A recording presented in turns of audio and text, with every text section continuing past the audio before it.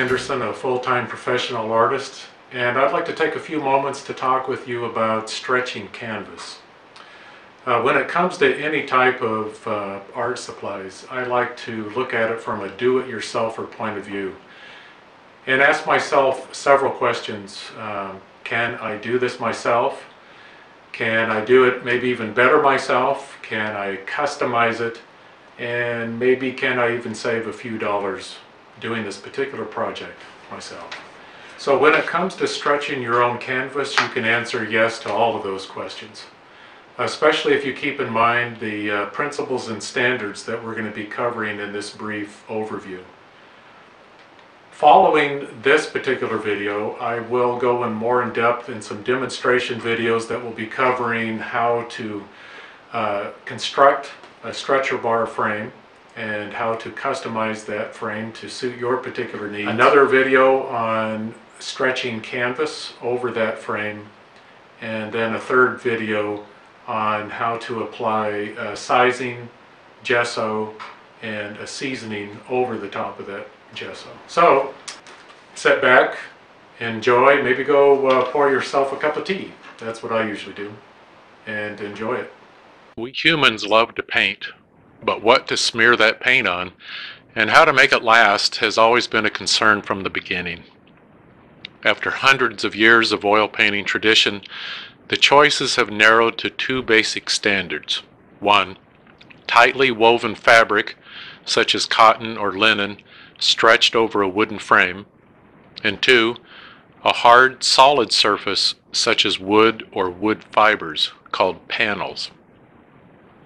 For oil paintings to last for the enjoyment of your children and grandchildren or collectors, you must prepare the substrate and painting surface materials carefully.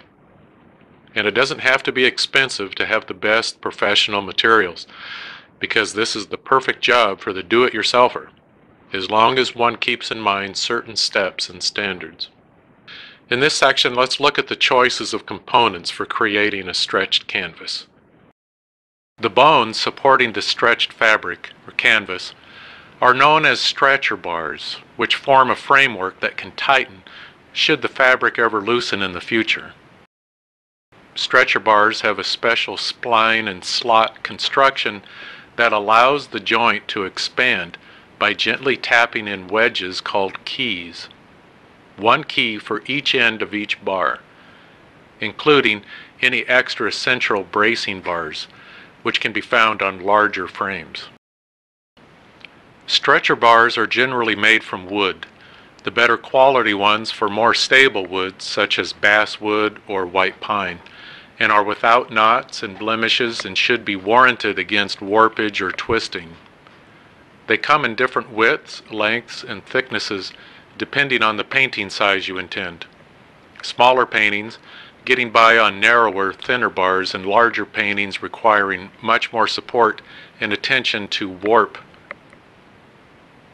Also, thinner bars from 1/2 inch to 1 inch are more easily fitted into traditional picture frames, whereas the thicker bars, 1 1/4 inches to over 2 inches, are often intended for frameless hanging, known as gallery wrap, where the painting is continued right around the sides of the canvas, or the sides are painted a solid color such as black. The gallery wrap look is especially effective for paintings over 400 square inches. Not only does this method save the additional cost of a frame, it is often preferable for a bold, clean decor.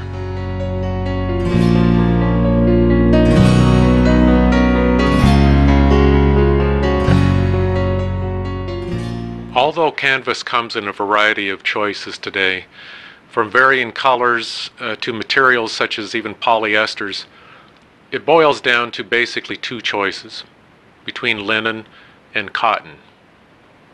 Traditionally, fibers derived from the plant flax have been processed and woven into a fabric known as linen. It comes in blankets and rolls of varying widths, lengths, and textures. It is usually selected and sold by weight and/or how many threads per inch its weave contains. Heavy, coarse for large landscapes and murals, medium weights for most techniques, and lightweight fine thread count for the smoothest surface. In rolls, you can order the linen already sized and primed with gesso. Fibers from the cotton plant have long been woven into a strong fabric known as cotton duck, and like linen, it also comes in blankets and rolls, with the rolls offered as primed and unprimed.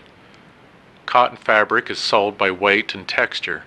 Again, like linen, the weights run the scale from lightweight 7 ounces to a hefty 15 ounces and more, and from fine texture to coarse. There is a fair amount of discussion concerning the merits of linen over cotton or vice versa. So here are a few pros and cons of each to consider.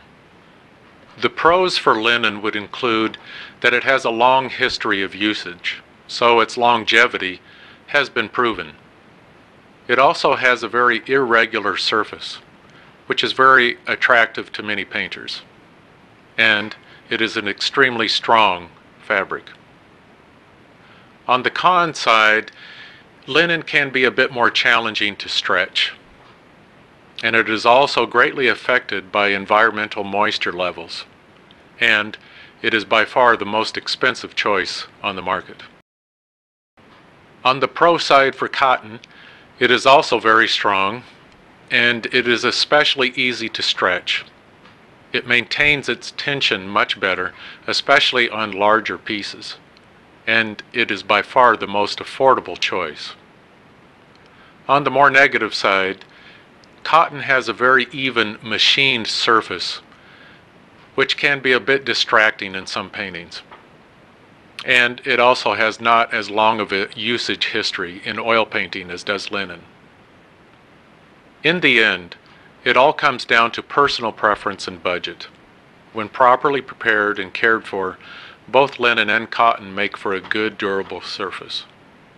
But when considering cotton at a fraction of the cost of linen, I see no reason not to embrace cotton as a good professional archival choice. And most important, both of these choices will rot from the oils in oil paint without a good barrier between the paint and the fabric. And that's where a professional sizing and ground come in.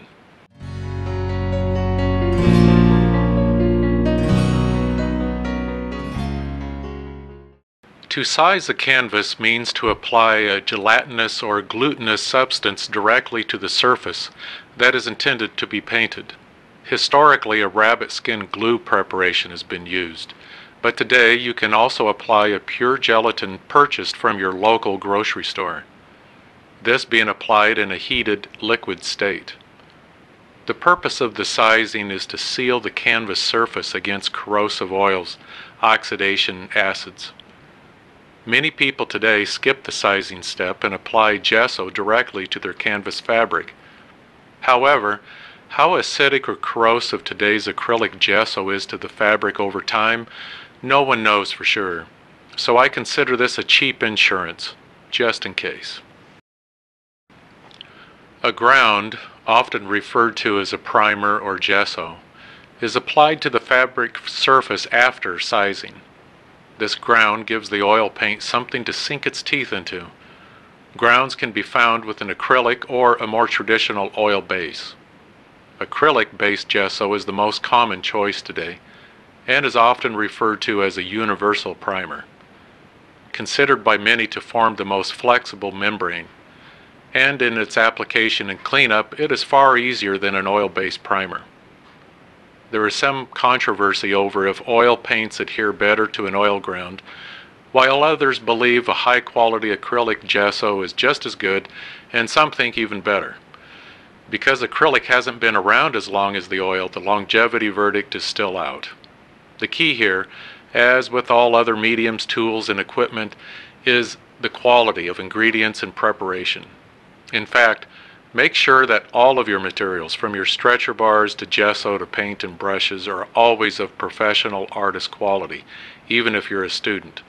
And remember, high quality doesn't always equal highest price. After 2 coats of high quality gesso have been applied and dried, and before any oil paint has been applied, I oftentimes season the canvas by rubbing into its surface a very light application of oil, such as linseed or walnut oil, the same oil I use to mix with my oil paints. This oil sinks into the somewhat absorbent gessoed surface and allows a slightly more even paint application. So let's review all the components in a stretched canvas. First, you have the assembled wooden keyed stretcher bar framework. Over this framework you stretch your woven fabric and anchor it on the back side of the frame with staples or tacks. Then you apply a sealing size and allow it to dry thoroughly. After this you apply the first and the second coats of gesso. After everything is completely dried, then you apply a thin seasoning of oil.